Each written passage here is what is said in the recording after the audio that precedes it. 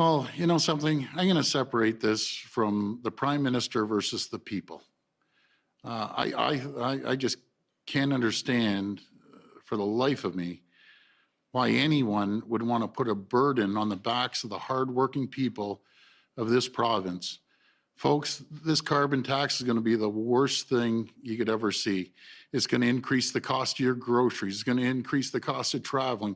It's going to increase every good and service you have out there. But not only that, if I were to tell you right now that you're going out tomorrow and you're going to pay 30 cents more a liter on gas, you'd be floored. But it's not tomorrow. It's going to be in 1 year, 2022. You will be paying over 27.6 cents a liter. So the average price, what is it, $1.02? It fluctuates. We saw it a little below $1.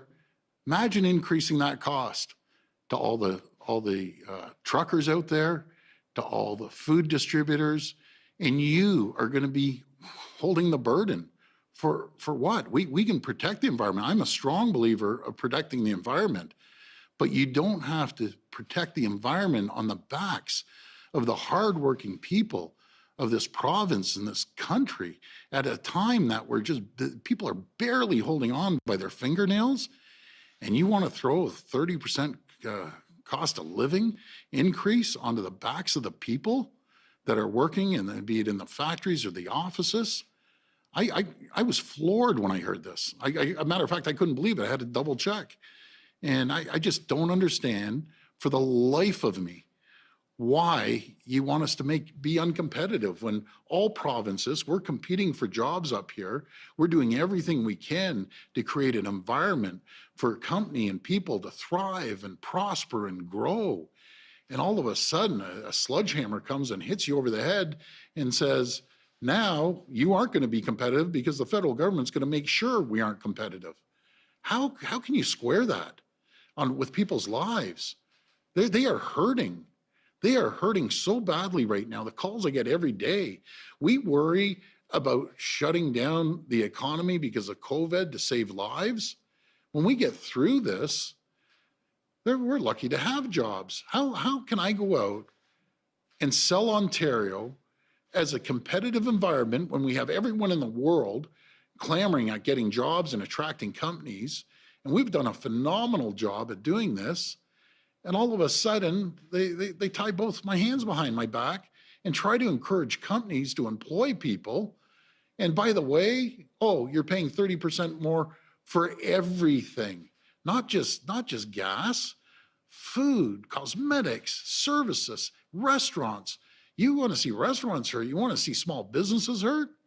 You slap 30% tax on them. And make no mistake about this is nothing but a 30% tax grab. I've never, ever been more disappointed in an announcement ever since I've been in politics. This I just cannot understand for the life of me. Follow up?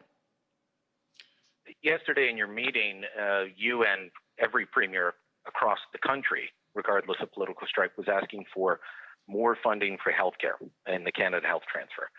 The Prime Minister said no. Then in his news conference talked about how he's open to it. Today, as part of his announcement for the carbon tax, he said they're going to put $15 billion into climate change programs. I want to ask you about the decision to say no to you on Canada Health Transfer while saying $15 billion for his climate change projects.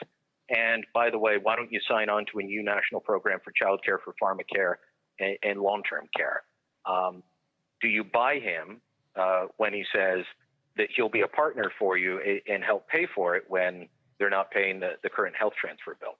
Well, there's two things, Brian, that are more important to people across the country. And when you see 13 premiers of all different political stripes, from NDP, Liberal, Conservative, all banding together and sticking together on this, two things that are important to people in life. Their health is number one, and having a job to take care of their family and put food on the table is the second one. And we can't sustain the spending that we're doing in healthcare by ourselves. The feds are putting in 22%, and all the rest of the provinces are picking up the balance. How? We just can't sustain it.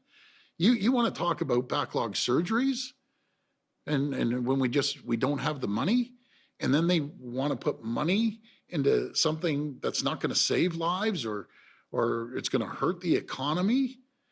I just can't figure it out for the life of me. And the average person sitting at home listening to me, I don't know how they're figuring it out. So we're in desperate need. All the premiers were begging and pleading, please just come up with a compromise. We're willing to work with you. And it gets shut down. And then we get this announcement today. So you refuse taking care of health care. And then to make it worse, I'm going to put everyone out of work.